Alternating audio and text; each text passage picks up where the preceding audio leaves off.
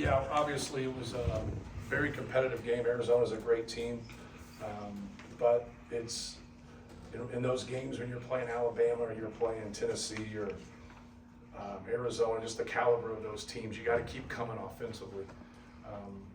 We gave up too many of those flip-up lob dunks, especially coming out of timeouts, just allowing easy baskets. I thought a big piece of the game was when we played really well at the end of the first half, and then we got overzealous for a couple of possessions. We should have been up 15-16. We're only up 11 at half, but I thought Fletcher really was active and got some steals and got into some passing lanes, and him and Braden got going. And to be able to have three guys play at that level offensively, I think really puts defenses in a bind enough to where they went to something they haven't ran all year in that 3-2 matchup zone that they were playing. But we got to get better on the defensive end. I know you don't like to, kind of pick at things, but when we're rolling like that and they're giving us open shots and rhythm, worried about Zach, we have to have that balance. And I thought tonight we had that balance. I thought our guys did a good job of competing and playing, and obviously they have a really good team. Caleb Love, Keyshawn Johnson was fabulous tonight. We really wanted to try to keep the ball out of the middle. When we did, it really helped us when it didn't get kept on a side. They had more success, and I thought Keyshawn Johnson was really good. And then Caleb Love really got it going. But they have a good team. They have a good team. They're going to beat a lot of people, and they're going to be there at the end. All right, raise your hand. We'll get a microphone to you right here in front. Stand. And name and affiliation, please. Brian Newberg, goldenblack.com. Fletch, what got you kind of rolling early? Question for Fletcher. I think just being aggressive. I think going in with a different mindset that we're going to need a little more tonight, no matter who it came from, not necessarily me, but obviously we got a really good team. And I think just going in, getting more warmed up and getting more ready to go, and then just being aggressive. That I missed my first one, not thinking twice, and shooting the next one like I know it's going in. Questions, please, right here. Casey Bartley, Boiler Upload Rivals. Braden, going into that game, the way Arizona plays defense, did you know you and Fletch were both going to get a lot of shots early and have to take advantage of it? Braden. We just knew how they were playing ball screen D, and me and Fletch kind of watched some film. We saw some tape. PJ kind of told us a lot too, just kind of what to expect, that they're going to be in that deep drop. So being able to just come off and really be aggressive and get that pull-up shot. Questions, please. Right here in front, Sam. For Fletcher and for Braden, I think you two are probably kind of linked, just coming in together, dating back to playing each other in the high school regional. How much have you two grown as teammates, just where you know each other's game so well, and how much does that help the development from freshman year to sophomore year? Fletcher, start with you. I think just both our desires to win, it's just really sparked, and we push it along against our teammates too. Like that's all we want to do when we go out there. Whether Braden has 26 points or whether he has 10, whether he has 2, I think he just wants to win the game. And same with me, and same with the other guys. I think that our whole team is really just, especially with the loss like last year, it's something you don't want to feel again. Something you had to sit with all summer, but it's just something we want to push along with one another. Braden. Yeah, I think me and Fletch just hold each other accountable. We kind of had a little moment the game before versus Alabama where I got on him and I kind of yelled at him and snapped, and he just looked at me and said, like, I understand why you're like that because you want to win. And he's the same way. And I think just being able to kind of have that where two guys are very competitive, and the whole team's like that. But like when it's just coming from me and him, it goes a long way. Back in the back. Hey Matt, Kyle, Sports Report Media. Talk about the Indy Classic and how important this is to the fans, and you guys come down here and all your fans in this area. Yeah. Yeah, it's a great event. We obviously liked the previous event, that we were in. That made a whole lot of sense. Why people didn't want to do that. It is still all right, but it's crazy. Like you know what I mean? Like with Indiana and Notre Dame and Butler, like that just makes sense. Like why not keep playing that event? But to each their own. So we're gonna try to just keep building things. It's just hard because people aren't gonna come into Mackey Arena a lot, just like we don't want to go into McHale, right? But we know those games make us better. We like to have one of them. We don't like to have two of them. But to get quality neutral games, even though this is our crowd, and then next year we'll play them again in Vegas. It was huge. You can't. get enough exposure, especially in your state capital in Indianapolis with your fans, and you got to keep doing things like that. But it's still hard to navigate at times. That's why, like when you have the ACC Big Ten Challenge and you have the GABA games and you have all those things, you're setting your schedule. But like now you're like, you're gonna get a quality home game, you're gonna get a quality road game. Now get a good MTE. Now go find one more, and now you're at 6 really good games there. Because I think that's what you have to do. Like you have to put yourself in those positions to get a quality seed to hopefully enhance your chances. Right here, in the second row. Todd Golden with CNHI, Matt. As good as Fletcher and Braden were from the arc in the first half, you still scored 26 points in the paint, outscored your 3-point shooting. How close is that to, you spoke about balance, how close is that to optimal balance for you guys to be, the championship contender you expect to be? Yeah, no question. Braden navigates a lot of things for us. Kind of looking through last year, the more we just kind of played through ball screens that came to post-ups after that, really helped us, and it helped other people too, because he's coming off ball screens looking for he's looking for other people. Now when we get the ball reversed, get it to the other side, now we can get into a post-up, they get into a double, they get into a rotation. Now everyone's had a chance to get it if he doesn't shoot it or pass it directly. So just having that balance, but like organically letting it happen. I think like you go into a game, you say, oh, you really ran more stuff here, you did more stuff here. Like, I thought Fletch just organically, even though we run some things for him, scored the basketball tonight. Whether he was driving the basketball or whether he was shooting the basketball from 3, I think there was a little bit of a balance, whether we're just kind of playing and moving the ball versus, plays. But I think that's the hardest thing for a player to understand. You still have that piece of you where you just kind of, you want to score. That's why I'm messing with him about scoring 2 points. Like, he doesn't want to score 2 points. Who the hell wants to score 2 points, right? You want to win the game and you're above it, but deep down, like, you have that feeling. It's just the way you are as a player. But when you get a really good team and you get balance, and they just take what the defense gives them. That's why we messed up at the end of the first half. We did some things we shouldn't have done. After, we just did a lot of things in a row offensively that we should have done. Like, we were really clicking right there, and you just got to keep taking what they're giving you. And with him in there, if they're going to pressure you and they're going to spread out, just throw him the ball. Just make your life easy. Just, and these guys come in, they don't believe me when I say this. Just throw it to him. Just throw it to him as much as you can and just let them overhelp. Now we got people in rotations, now we got people in closeouts. And then he's really good. Him and Braden do a great job in ball screens. You think you can prepare for him until you get with him.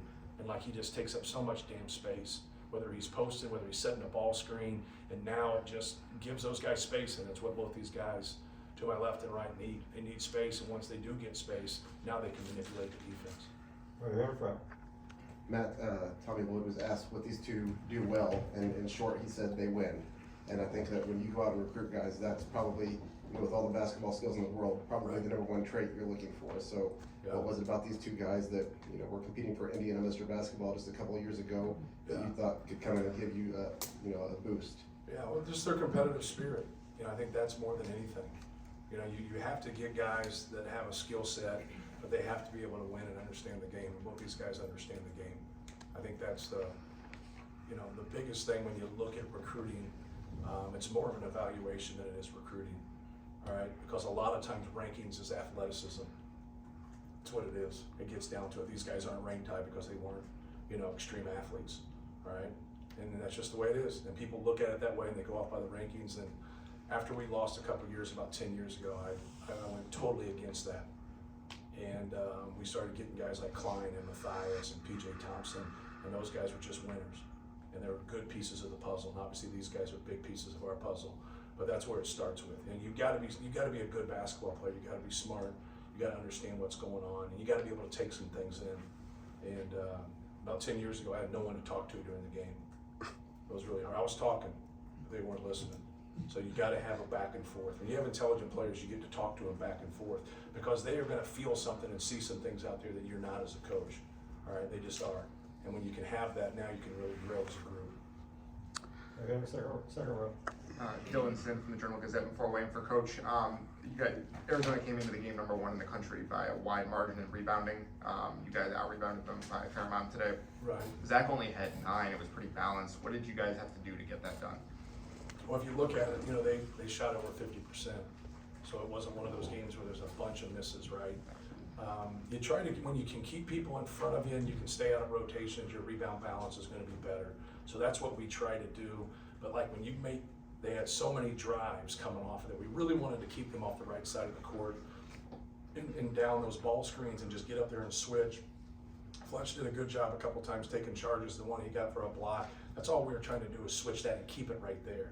Because when they get to their right hand and get ahead of steam, they make those plays. They make those passes, they make those shots, they get fouled a lot. And so we were trying our best to do those things. But, you know, they're a tough cover. You know, they're a really tough cover. But for us, like, you know, the telltale, like any team is, and today's not the game, is when you don't make those shots, can you still beat somebody? Like when it's not your game and the ball's not going in, can we grind it out? We don't have that answer quite yet. We had maybe a game in Hawaii, the Tennessee game. I thought we did a great job grinding it. Fletch made some huge plays in that game, and that was a good sign. But can we do that? Like tonight, those guys, you know, they make 9 threes between them. You know, we shoot the ball pretty well from 3. And I think that'll be you know, the big thing. We're not really worried about as much as being ranked in terms of getting better and just improving. I think that's the number one thing for us. It's going to be hard. Right here in front. Matt, this week you talked about plus minus not telling the full story according with Trey's game in Alabama. Mm-hmm. He really started playing well on the glass to start the game and then passing the ball in the second half. How good was he for you? I wanted to go back to him, and we got in that little stretch right there. I put him in, and I took him back out. I was getting Zach back in, and I went a little bit more.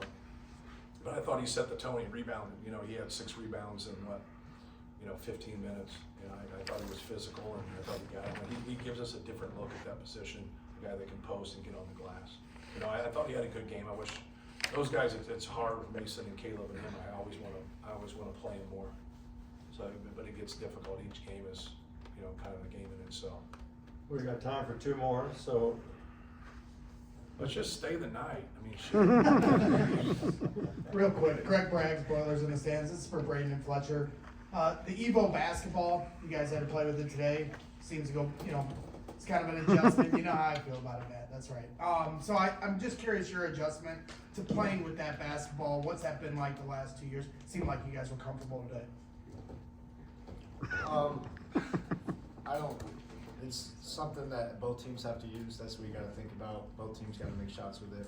It's not the best ball, but you just got to deal with it. It's something that should hopefully change, but who cares? You got to go out and win a basketball game, whether you're outside or whether you're inside, whether you're playing with a blue ball or an orange ball. Who cares? I see it the same way. It's a basketball at the end of the day. I mean, everybody's playing with it, everybody's using it, so. Back here. Griffin Leonard, Ball State Sports Link. Question for you, Coach, about the event. Obviously, you guys against Arizona, the headliner, but another game with Ball State, Indiana State before you guys to kind of help showcase Indiana basketball. What does that mean to you to be part of an event that not only you guys get to continue to get exposed nationally, but it gives mid-major programs like Ball State and Indiana State an opportunity too? Yeah, it's great. Obviously, I grew up a Ball State fan, you know, living on campus. But no, it's great. You know, Mike's done a great job. You know, lost some key guys, you know, to the portal, and still, you know, has done a really good job, and they've been very successful. You know, Josh has done a fabulous job at Indiana State where he's got them, and they have a good team, and they've really been able to build and keep some guys. But no, it's a great event for everybody, and it's a great event for those guys to grow and, you know, and get better and get on a neutral court and play in front of, you know, a lot of fans here. I wish more of our fans would have got there to be able to watch them in that first game. But no, this is something we're going to try to keep doing and try to keep setting this event. This young man was next right here. Matt, you I noticed in the first half you subbed out Braden and Zach about midway through for 3 minutes, and then brought him back in. And then the second half you did something similar, but they went on a run and you got it kind of short. Yes, Did you have that plan going in, and kind of what was the choice of when to bring him out and then when to bring him back in? Sometimes you don't get a dead ball, so I like to get Lance at 16 and then get Braden back at 14. And sometimes it runs to 12, and so then he goes out like 2.5, 3 minutes. It depends the game, it depends the opponent. So that's where I try to get him. Like against Alabama, I got him for like 1 possession, and he pushed back on me. whatever. I said, hey man, you're just gonna be out for one possession. Like, we're gonna play defense or whatever. He's like, man, I'm just getting this going. I noticed. So, but like, you know, when you get going, you don't want out. Like today, like I'll get Fletch a little bit earlier, but he had it going, and so I left him. So I didn't get Fletch until that to 12 minutes or whatever. And so like you don't want to. We used to have it with a couple big guys that we had. They'd play really well, but they'd get exhausted, and then I'd stay with them, and then they just, you know, it'd be a train wreck. It'd be awful, you know. But they just scored 4 straight baskets. Why should you take them out? But then they foul because they're tired. They miss a layup because they're tired. They don't get back on defense, and so then I had to get them before they got to that moment. So with Zach, I don't like having it where Braden's not in and then Zach's not in. And when Zach's not in, I want to play Trey Kaufman because it gives us another post-up guy. I find a way to mess it up though. And you can't think about getting people in. You got to think about, you know, how are you going to score?